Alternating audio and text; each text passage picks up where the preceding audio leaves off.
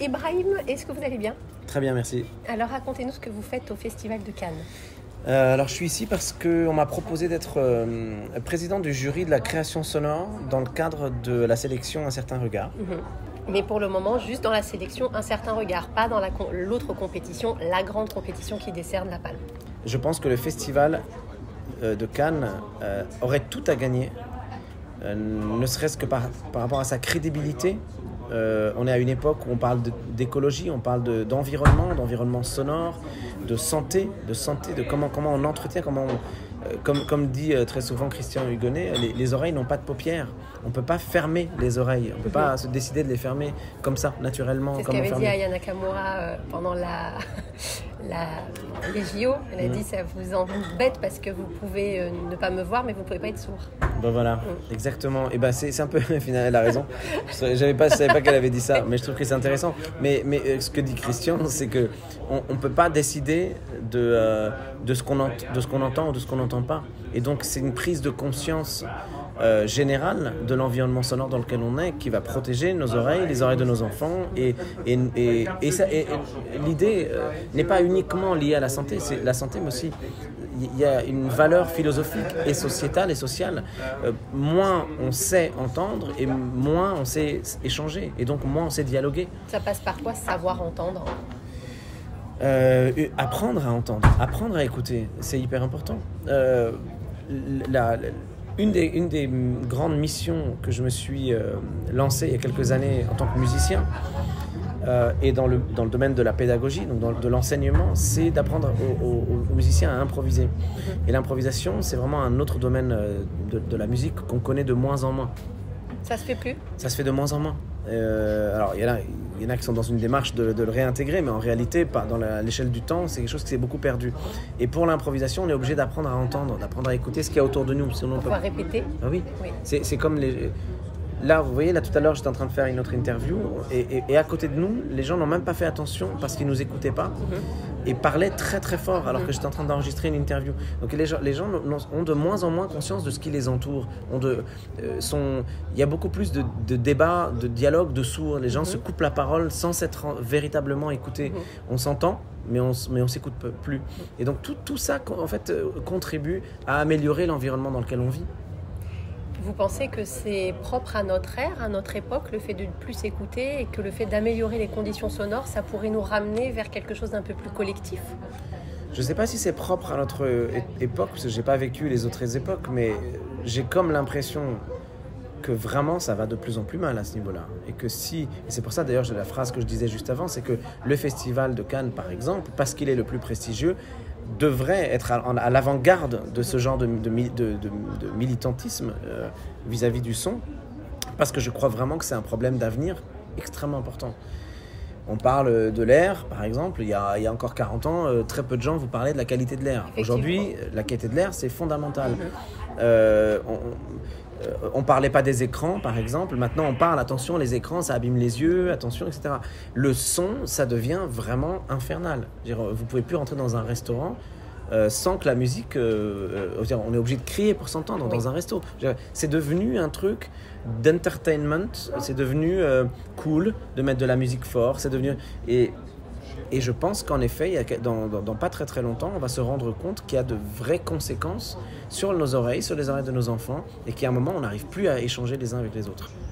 Pour aller maintenant plutôt du côté de vous, ce que vous faites avec le cinéma, vous n'en êtes pas à votre coup d'essai, vous avez déjà composé de la musique pour plusieurs films français, peut-être internationaux aussi, mais en tout cas dans le cinéma français, là le dernier je crois que c'était le film de Gad Elmaleh, il me semble. Est-ce que là, je sais que vous êtes en train d'arrêter doucement la musique, en tout cas la trompette. La trompette, ouais.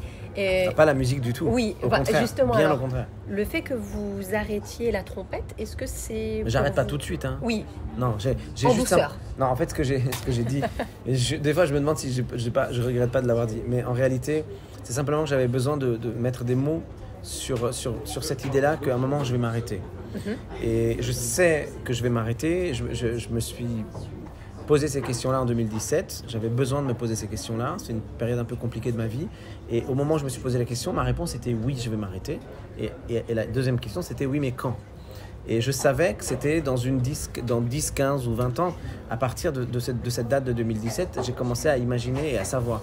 Et donc, 7 ans, je savais qu'il me fallait à peu près 7 ans pour préparer le projet qui allait démarrer ce processus. Et c'est d'ailleurs le projet qui va sortir là bientôt. C'est un projet de passage de relais. Et donc, c'est le début du processus d'éloignement progressif de l'instrument trompette, même si je jouerai toute ma vie de la trompette, mais je voudrais plus toute ma vie, je vais pas toute ma vie continuer à faire des concerts. Ça sera plus votre carrière. Non, ça sera pas ça. Et ça va être, vous avez déjà cette envie d'arrêter déjà. Est-ce que c'est indiscret de vous demander pourquoi elle est née, cette envie d'arrêter? Parce qu'il y en a qui continuent leur instrument jusqu'à leur mort. Et est-ce que vous avez envie de faire quelque chose d'autre qui nécesse que vous y passiez plus de temps? Déjà, moi, je vais pas mourir. Hein. Vous allez pas mourir, on est d'accord. Non, on va tous y passer. Non. Déjà, moi, j'adore la trompette. Hein. J'ai fini par apprendre à aimer cet instrument. Mais en réalité, quand j'étais petit, j'en jouais avec mon père parce que ça me liait à lui. Mais la trompette en elle-même, j'étais pas particulièrement passionné par ça. Bon, ça fait maintenant 35 ans que j'en joue. Elle est passionnée par vous, en tout cas. Quand j'étais jeune, je voulais faire de la musique de film. Et j'ai pas eu d'opportunité. Ils sont venus avec la trompette. Et c'est venu via la trompette et via le fait que je commençais à faire des concerts et qu'on commençait à me connaître. Donc, en fait, tout est lié. Et maintenant, par exemple, si vous me demandez comment je vois l'avenir, alors déjà beaucoup plus dans le cinéma. C'est d'ailleurs pour ça que je suis là aussi. Oui. Parce que j'ai travaillé avec beaucoup de réalisateurs, en effet français et internationaux. J'ai monté les marches il y a 7 ans, d'ailleurs en 2017 aussi, avec Naomi Kawase, qui est une super réalisatrice japonaise. Oui. J'avais fait la musique de son film. On était ensemble ici à Cannes. Et je pense que ce passage de relais va se faire en douceur, en quelques années. Et que l'avenir, pour moi, est plus dans la création musicale, justement. Et la création, j'espère, pour le cinéma, mais pas seulement. Est-ce que vous envisageriez, parce que là, je sors de la projection de Emilia Pérez, qui est le dernier film de Jacques Audiard, qui est en compétition, et c'est une comédie musicale. Est-ce que c'est quelque chose, un style en tout cas, qui vous appellerait? J'adore ça. Je rêverais du jour où je composais une musique d'un film musical. Là, la musique que j'ai composée pour le film de Claude Lelouch, qui est son prochain film, c'est presque ça. C'est presque une comédie musicale. C'est pas une comédie musicale, mais c'est un film musical. D'accord. Il sort quand? À l'automne. D'accord. Bon, ça, on va le suivre. Voilà. Ça s'appelle Finalement. Non, je voulais revenir sur un morceau qui vous a fait... Je ne sais pas si c'est ce morceau-là qui vous a fait connaître, mais en tout cas, c'est un de vos morceaux phares, c'est Beyrouth. Et en ce moment, enfin depuis l'explosion, le Liban va mal. Je voulais savoir il allait mal un peu avant. Il allait mal un peu avant, mais c'est vrai que depuis l'explosion, ça a été exponentiel. Est-ce qu'aujourd'hui, dans votre musique, quel est votre rapport au Liban aujourd'hui? Est-ce que ça continue d'imprégner votre musique ou est-ce que finalement vous en éloignez un peu plus au fur et à mesure des années? Non, le Liban est de plus en plus présent dans ma vie. Je pense que le fait que moi je suis né à Beyrouth et j'ai vécu par intermittence quand on était jeune et puis en grandissant de plus en plus. Donc je passe énormément de temps au Liban et plus mon pays va mal et plus j'y suis attaché. Plus il y a des problèmes et plus j'y vais. Plus ma famille galère et souffre et plus j'ai envie de les aider et plus j'y vais. Et je pense que c'est un sentiment qui est vraiment énormément partagé par tous les Libanais que je connais qui sont expatriés ou qui vivent à l'extérieur. Et il y a 4 fois plus de Libanais ou 5 fois plus de Libanais qui vivent en dehors du Liban qu'au Liban. Donc le Liban est... Alors c'est vrai que c'est un pays, je dis souvent ça, j'espère que les Libanais m'entendront, et parce que je pense que parfois les Libanais qui vivent au Liban oublient ce détail-là. Et c'est loin d'être un détail. Le Liban est un pays beaucoup plus fort qu'il en a l'air et beaucoup plus stable qu'il en a l'air. Parce que la stabilité du Liban, c'est tous les Libanais du monde qui sont extrêmement attachés à leur pays. Alors même des Libanais qui parlent peu l'arabe ou qui n'y vont pas, ont un attachement, envoient de l'argent, aident leur famille, réparent leur maison, etc. Même s'ils y vont une fois tous les 3 ans. Oui, c'est un socle assez solide. C'est un socle qui est hyper solide. Voilà, l'histoire du Liban et l'attachement des Libanais, même parfois de 3e ou 4e génération qui sont au Brésil, en Argentine, je les rencontre pendant mes tournées. Il est tellement puissant que vraiment, c'est ce qui permet au Liban d'ailleurs de pouvoir considérer que même s'il est très souvent à genoux depuis ces 80 dernières années, il n'est jamais tombé.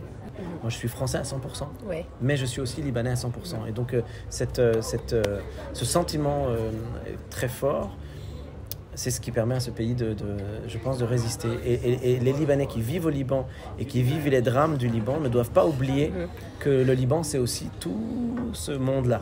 Voilà. On aura la chance de vous voir donner un concert au Liban avec Sofiane Pamar, peut-être?